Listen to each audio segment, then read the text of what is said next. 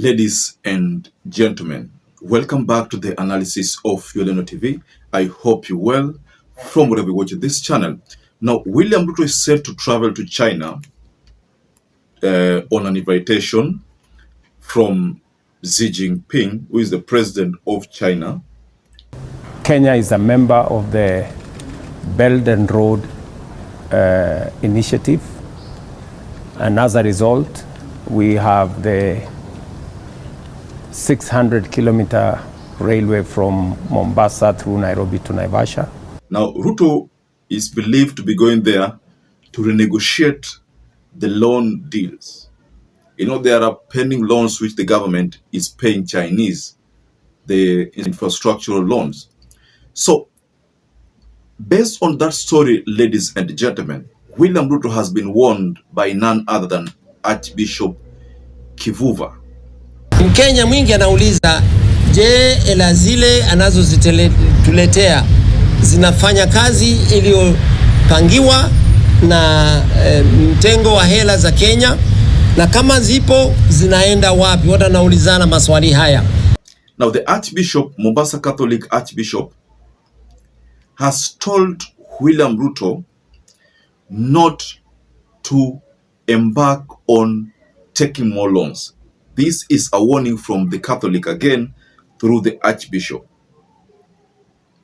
So in this analysis, ladies and gentlemen, I want us to go into this trip, this looming trip of Ruto China visit. What has it that Ruto is planning to leverage on this fallout between US and China, the trade war, one that Pope Francis talked about and told the US and the Chinese not to fight, because at the end of the day, the people on the ground are the ones who are going to feel the effect of that war, the trade war.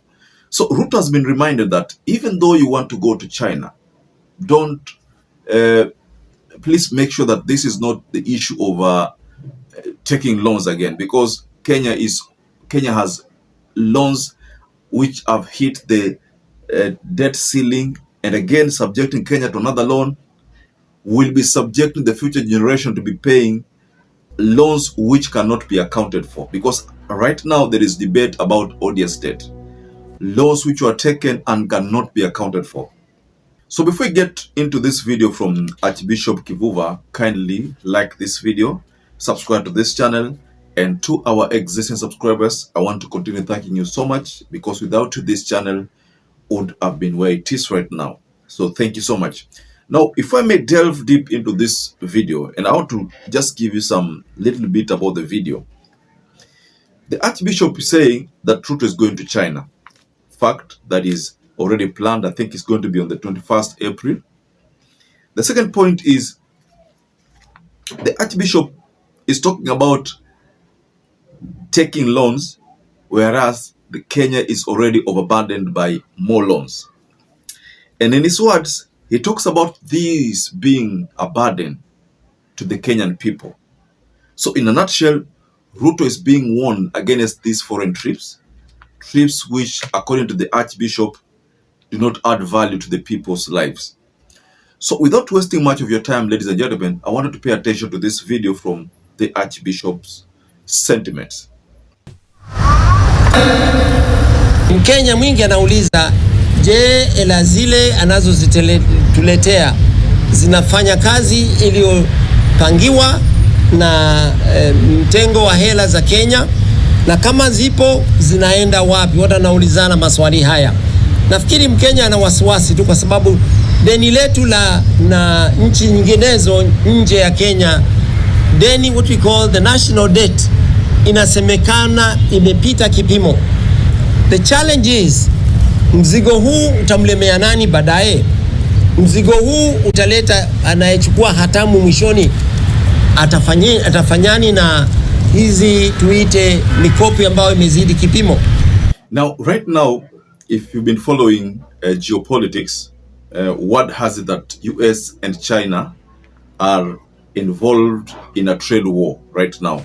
If you remember the story about taxations, where US imposed more tax on the Chinese products, and then China reciprocated by giving more taxes on the US imports. So this has affected the world, and countries like Kenya are going to suffer more because of this trade war between the two uh, big nations, China and the US.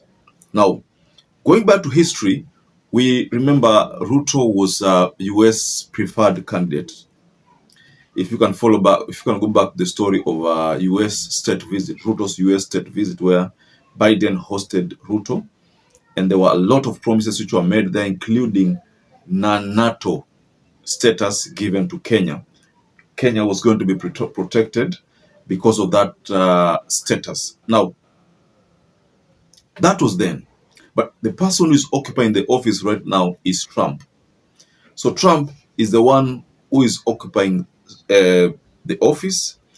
And because the two presidents, Trump and Xi Jinping, are involved in a trade war, this visit by Ruto to China ni well calculated, first of all, because he ni huge blow to US, because Kenya is being a US ally, and based on Trump policies, Kenya kushirikiana na Chinese saizi is a huge blow to US foreign policies. It's going to affect US foreign policies, especially hii mambo na maendeleo, because this is the right time. Based on, again, the geopolitical analysts, they are saying that this is the right time for China and Russia to take advantage of Africa, because with the US policies coming as a withdrawal of a US aid, that has made America be very, very unpopular amongst the African nations. So back to this loan issue, Ruto is warned by the Archbishop not to go to China, not to take more loans and impose more burden on the people. Tracing loans imekuwa kazi ngumu sana. So if Ruto is going to go there to take more loans, hiyo itakuwa kazi ngumu. If it's going to go there to negotiate these loans again, interests ambayo italipwa itakuwa nyingi, because if you remember the statement from Dini Nyoro talks about this trip. Each trip, if at all it's to be actualized, each trip will add more burden to the people. That was the take of Nyoro when he was actually confronted to discuss or to shed more lights on this issue of William Ruto and the Chinese visit. Now, ladies and gentlemen, what can you say about this statement from the Archbishop? Do you agree with the Archbishop kwamba Ruto asiende China?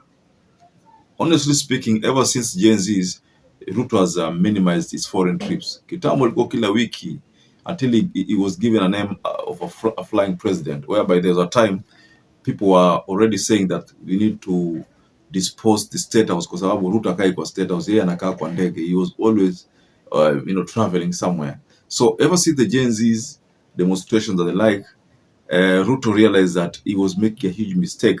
It was a case of too late, because watu tayari washakasirika. But again, he had to make a U-turn on those foreign trips. That's why these days asafiri sana kama kitambo, Yeah.